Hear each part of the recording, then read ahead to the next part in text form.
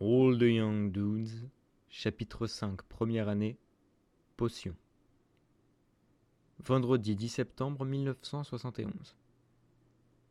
À la fin de la première semaine de cours, Rémus avait fait perdre 10 points à sa maison, a pris un sort et gagné un autre bleu, au menton cette fois.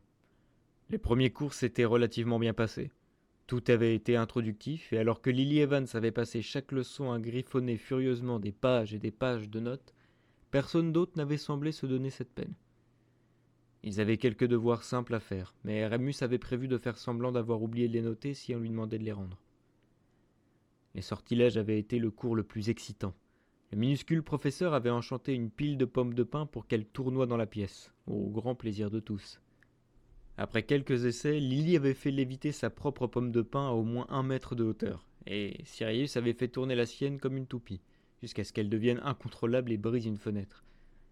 James, Peter et Rémus avaient eu moins de chance, mais Rémus était certain d'avoir vu la sienne sauter 1 ou 2 fois. Les cours de métamorphose étaient tout aussi intéressants, mais beaucoup plus studieux puisqu'ils étaient donnés par le professeur McGonagall. Il n'y aurait pas du tout de travaux pratiques pendant la première semaine, avait-elle expliqué, mais elle leur donnerait beaucoup de devoirs afin d'évaluer leur niveau. L'histoire de la magie était absolument horrible. Rémus s'était efforcé de ne pas s'endormir alors que le fantôme du professeur Binns flottait dans les allées, débitant des dates et des noms de bataille. Il avait lui aussi donné des devoirs, 2 chapitres de lecture du texte qu'ils étaient en train d'étudier. Sirius avait levé les yeux au ciel et murmuré à James « Qui n'a pas déjà lu Histoire de la magie ? C'est un truc pour enfants. » James avait acquiescé en bâillant et Rémus s'était senti mal. Il n'avait pas encore ouvert un seul des livres qu'il avait rangés dans son coffre, sauf pour arracher la première page de Potion niveau 1 et y cracher son chewing-gum. Il avait attendu les potions avec impatience, espérant au moins voir quelque chose exploser comme en chimie.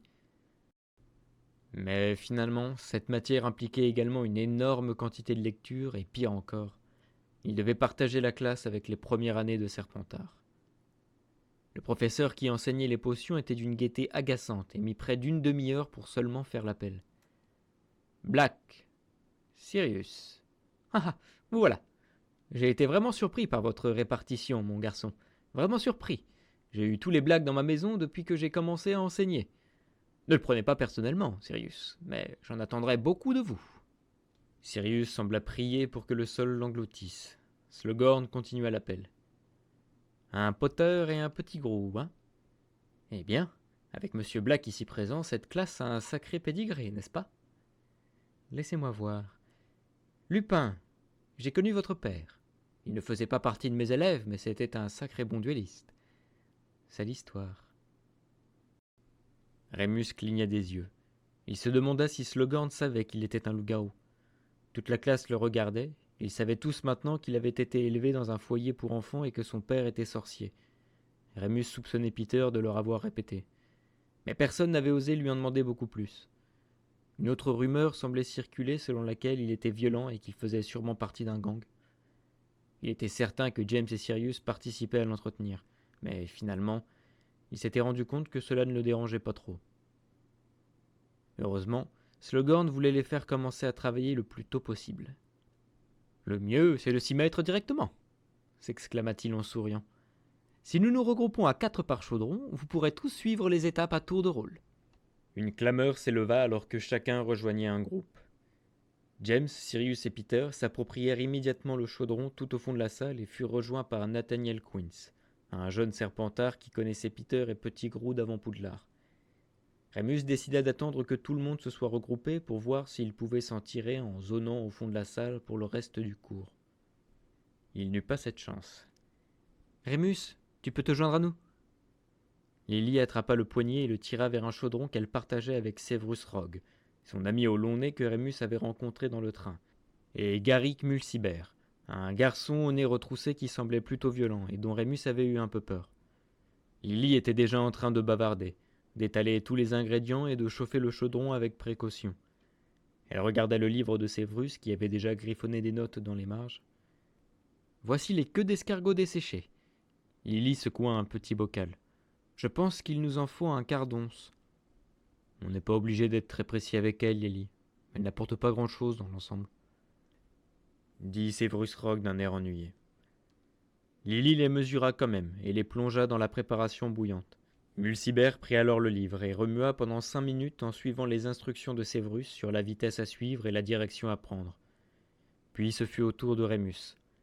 Lily lui donna le livre, il fixa la page. Il pouvait voir qu'il s'agissait d'instructions, il pouvait peut-être déchiffrer la moitié des mots, mais à chaque fois qu'il pensait en saisir le sens, les lettres commençaient à se déplacer sur la page, et il était à nouveau perdu. Ses joues chauffèrent et il se sentit légèrement malade. Il haussa les épaules en détournant le regard. « Oh, dépêche-toi !» le pressa sèchement Séverus. « Ce n'est pas comme si c'était difficile. »« Laisse-le tranquille, Sève, » répliqua Lily. « Ton livre est couvert d'annotations. Pas étonnant qu'il ne s'y retrouve pas. Ici, Rémus. » Elle ouvrit son propre livre de potions tout neuf et le lui tendit. Mais ce n'était pas mieux. Rémus haussa les épaules une nouvelle fois. « Pourquoi tu le fais pas, toi, si t'es si intelligent ?» cracha-t-il à Séverus. « Oh, Merlin !» Les lèvres de Séverus se retroussèrent. « Tu sais lire, au moins. Je veux dire, même les écoles moldues enseignent ça, non ?»« Séverus !» s'exclama Lily. Mais il n'eut pas l'occasion de dire autre chose. Rémus se jeta par-dessus le bureau et sur Séverus, le poing levé. Et il n'eut que l'effet de surprise en sa faveur. En 3 secondes, Mulciber le saisit par le col, le tira en arrière d'un coup sec et le frappa directement au visage. « Stop !» tonna Slughorn. Tout le monde se figea. Le maître des potions se précipita vers eux. « Levez-vous, tous les deux !» cria-t-il aux 2 garçons sur le sol. Rémus et Rogue s'exécutèrent, haletants. Des 2, c'était Rogue qui avait l'air le plus mal en point. Ses cheveux étaient ébouriffés, son nez saignait. Rémus avait le menton plutôt douloureux, là où Mulciber l'avait cogné, mais à part un uniforme froissé, il s'en tirait plutôt bien. « Expliquez-vous !» ordonna Slughorn. Ils baissèrent tous 2 les yeux. Mulciber souriait, Lily pleurait. « Très bien, » dit le professeur avec colère. « Retenu pour vous 2, 2 semaines. 10 points en moins pour Gryffondor et pour Serpentard. »« Ce n'est pas juste !» s'écria soudain James depuis le fond de la classe. « Il devrait y avoir 2 fois plus de points en moins pour Serpentard. Ils étaient à 2 contre 1. »« De là où j'étais, c'est Monsieur Lupin qui a commencé, » répondit Slughorn. Mais il secoua la tête. « Cependant, vous avez tout à fait raison. Mulciber, 5 points en moins pour avoir frappé Rémus. Vous savez, et comme je l'ai dit à votre frère aîné à plusieurs reprises, la violence ne résout pas la violence. Mademoiselle Evans, veuillez emmener Monsieur Rogue à l'infirmerie. Lupin, vous pouvez nettoyer le désordre que vous avez mis. » Rémus ne connaissait pas de sort de nettoyage. Il dut donc passer la serpillière à la main.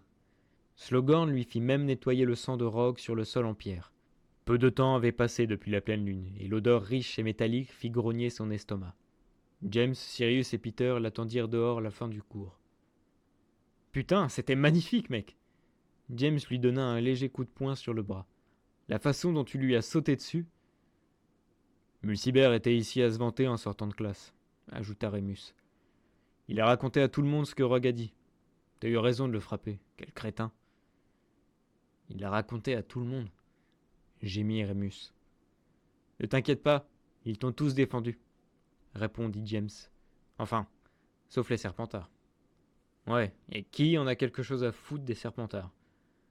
Sirius lui sourit. « Allons-y, c'est bientôt l'heure du dîner. Vous avez faim ?»« Je suis affamé, » répondit Rémus en lui rendant son sourire.